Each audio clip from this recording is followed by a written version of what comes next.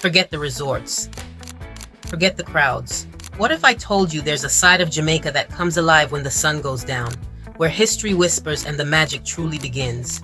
Get ready, because today, we're uncovering a secret in Montego Bay. For day 15 of our epic Jamaican adventure, it's my second day in the heart of Montego Bay. Now, Mo Bay might be known for its hustle and bustle, but trust me, we're about to uncover some real treasures. First up, we're stepping back in time at the Montego Bay Cultural Centre. If you want to really understand Jamaica, you gotta know her story, and this place lays it all out.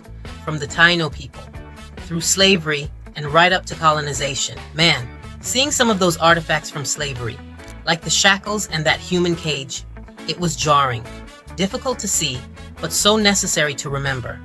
This center also has the Freedom Monument, dedicated to the legendary Sam Sharpe.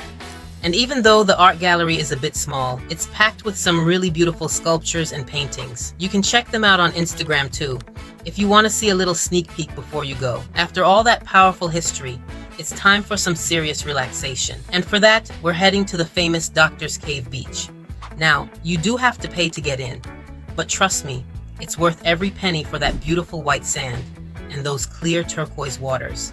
You can rent beach chairs and umbrellas, and there are shops and restaurants right there if you need some coconut water, a Starbucks fix, or some lunch. Plus, they've got clean bathrooms, changing rooms, and outdoor showers, so you're all set. Now, here's the real tea about Doctor's Cave. While most beaches close down around 5 p.m., this spot truly comes alive when the sun starts to dip. Yeah, they'll ask you to leave the water and clear the chairs by 5 p.m., but you can totally stay and watch the sunset.